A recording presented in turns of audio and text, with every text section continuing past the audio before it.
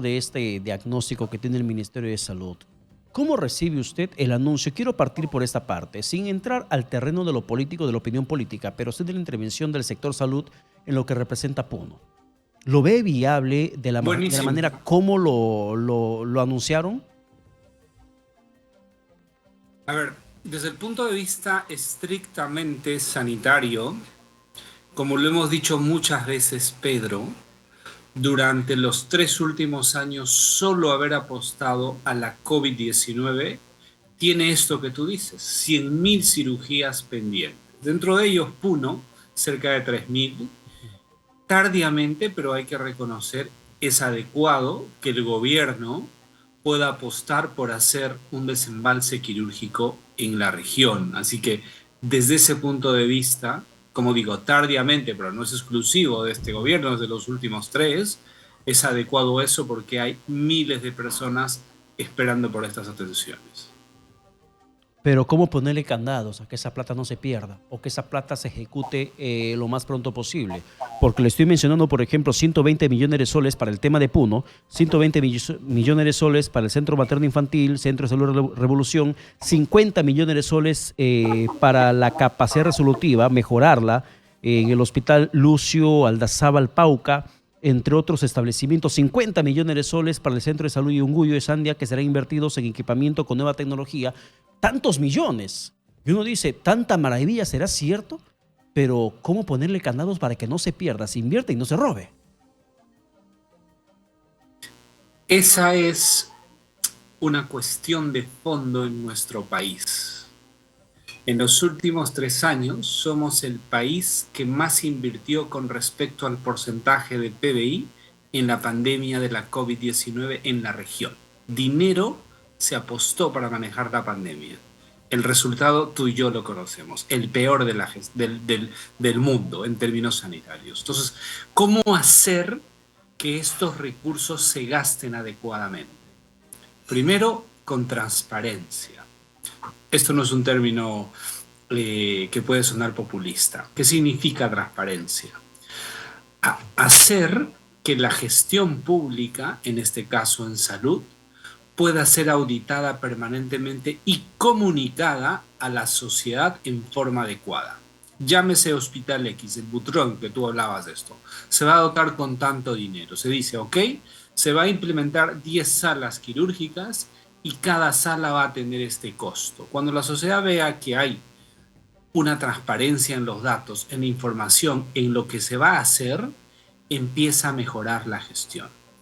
Lo otro es dotar con recurso humano adecuado en la gestión de recursos, valga la redundancia, el recurso humano para los recursos, que permita que bajo un análisis técnico comprar aquello que se necesita. Esa es otra forma de evitar corrupción, porque a veces se compran cosas que no son útiles. Entonces es una forma de decir, ok, Puno va a necesitar esto es lo que dice la epidemiología, quiere decir las enfermedades prevalentes en Puno y vamos a hacer estas apuestas. Y usar las tecnologías de la información para que rápidamente se implemente y se use adecuadamente los recursos. ¿Qué quiere decir? A ver, necesitamos saber a través de distintos medios de tecnología de información, sean aplicaciones, sean apps o etcétera, que tanto usuarios como proveedores de servicios de salud puedan comunicar adecuadamente aquello que hacen. Traduzco. Yo necesito, por ejemplo, comprar medicinas. Si en Puno hay una alta prevalencia de enfermedades respiratorias, que son las que se van a presentar en el próximo invierno, apuesto a medicinas a eso, pero en base a datos. Lo que hoy yo te digo solo es teórico. Pero si yo le pongo datos, información, tecnologías de la información, voy a saber comprar en promedio qué tipo de medicamentos, qué tipo de dispositivos médicos para esa población. Así se evita corrupción y se transparenta. Pero necesito además con estos datos, Pedro, planificar adecuadamente. Lo que pasó el año pasado en Senares es un escándalo.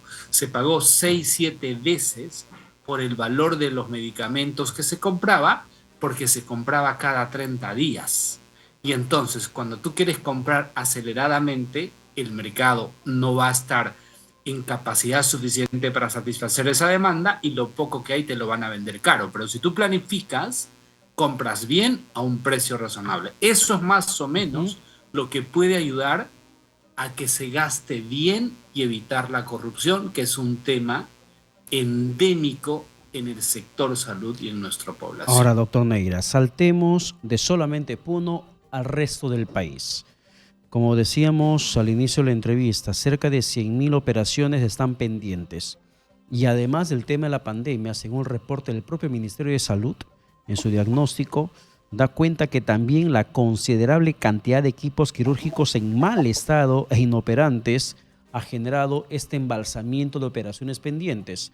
Tan complicado es en el sector salud poder destinar presupuesto para mantenimiento preventivo, correctivo o en su defecto reemplazar los equipos quirúrgicos, equipos médicos que ya están en mal estado? No es tan complicado, Pedro, si pudiéramos tener una cultura y gestión de gasto. Eso que hablábamos de Puno es exactamente lo que sucede todos los días y tú recordarás ese escándalo que sucedió los primeros días del gobierno de Kuczynski, Sí. con el caso Loaiza y el tomógrafo. Ujú. Más o menos hay un interés ciertamente de algún grupo particular de un tomógrafo no funcione para que al frente un tomógrafo privado haga eso. Y eso te traduce esto lo que tú dices. Un 51% digamos, de servicios o equipos no funcionan. ¿Por qué? Porque no tenemos una cultura de gestión. ¿Qué tendríamos que hacer? Cuando adquiere el Ministerio de Salud algún dispositivo, algún sistema para atender pacientes, que estos vengan de la mano con su mantenimiento por los próximos 5 años, 6 años, que es lo que es el tiempo de vida de un equipo para que funcionen adecuadamente con mantenimiento. Pero ¿qué sucede hoy? Se compra, no se hace mantenimiento. A ver, si un equipo médico no se le hace mantenimiento, por lo menos semestralmente, puede ser el super equipo, no va a funcionar a mediano tiempo. Entonces, esa cultura no existe. Y como es el Estado y a la larga es de todos y es de nadie, pues el funcionario público lo deja ahí porque no le afecta a él y no hace un esfuerzo mayor. Eso no sucede en el sector privado, porque el sector privado, esto permanentemente se va renovando y se va haciendo mantenimiento. Quisiera hacerte el ejemplo de dos hospitales del Ministerio de Salud, de cómo puede cambiar esta, digamos, esta política o esta visión de la gestión del recurso para el tema de equipos médicos. Hospital del Niño de Brena, Instituto de Salud del Breña, Instituto de Salud de San Borja, los dos hospitales del niño, los dos Sí. institutos. Cuando se quema o se malogra, llámese un tomógrafo o una lámpara, esto que te voy a contar es real, no es una metáfora. Para que se repare un equipo en el Instituto Nacional de Salud de Breña, puede tomar 6 meses o un año porque se genera todo un proceso burocrático de mantenimiento y revisión y se cotiza y se compra, si es que se da. Si eso sucede en el Instituto Nacional de Salud de San Borja, en la tarde funciona. ¿Sabes por qué, Pedro? Y estamos hablando con los mismos recursos. Porque la gestión de los equipos bata gris de San Borja está privatizado. Y entonces, por contrato, tienen que funcionar los equipos. Eso es cultura de gestión. ¿Por qué? Que en uno sí y en uno no, en un mismo sistema. Entonces ahí quiero ponerte el ejemplo grande de dos sistemas, dos hospitales públicos que funcionan para que no suceda esto de esos equipos que tú mencionas. El Hospital Caelín y el Barton de Salud. Son dos hospitales, uno en el Callao y otro en Villa María o Villa El Salvador, donde están gestionados por privados con los mismos recursos a una población asignada y donde esta cultura de gestión de riesgo funciona permanentemente. Creo yo, sin temor a equivocarme, las dos únicas farmacias públicas donde el 99% de medicina siempre hay son en estos hospitales. ¿Por qué? Y los recursos son los mismos, porque porque salud sancionaría al operador privado si no hay la medicina que se necesita. Y eso es gestión de riesgo, no son recursos, los recursos son los mismos. Y eso es un ejemplo de lo que estamos hablando. Doctor Neira, y para terminar, ¿cómo se puede revertir la situación? Las 100.000 operaciones que mencionó el MINSA en su reporte, la precariedad de la infraestructura, el mal estado de los equipos, no se va a solucionar para mañana. Pero ¿cómo generas cambio de aquí en adelante en esta cultura preventiva que ni siquiera en el sector salud existe como manejo institucional? ¿Cómo revertir esto? Esto es un concepto a mediano plazo, esto que te comento, estos ejemplos, esto no se da de noche a la mañana, pero necesitamos iniciar alguna vez, o sea, para que los resultados los veamos en 3, 5 años. Pero ¿qué hacer mañana? Esa es tu pregunta. Pues nada, hagamos turnos, 3 o 4 turnos al día, que funcione 24 horas los hospitales, que se paguen bonos extras al personal que va a hacer estos turnos extras, porque eso sí podemos hacer, con la finalidad no de duplicar, sino de cuadruplicar la capacidad operativa. Un hospital grande en promedio va a tener de 5 a 8, tal vez 10 salas de operación.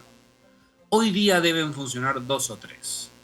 Hacer rápidamente que funcionen las 10 salas, pero no de 8 de la mañana a 5 de la tarde, sino 24 horas, Pedro, porque eso sí podemos hacer, no por emergencia, no las de emergencia, las regulares. Y esa puede ser una forma de acelerar rápidamente en este desembalse que ellos dicen. Necesitamos recursos, sí, pero te digo, recursos tenemos, Pedro. Hay que saber utilizar. A ver, si vamos a tener equipos médicos que trabajen 24 horas, hay que pagarles adecuadamente. El Caelín y el Barton pagan adecuadamente. Pagan mucho mejor que a los médicos en los otros lugares. Trabajan bien, pero que trabajen. Y ahí el personal médico tiene que mojarse y decir, si me contratan por 6 horas, pues trabajo las 6 horas.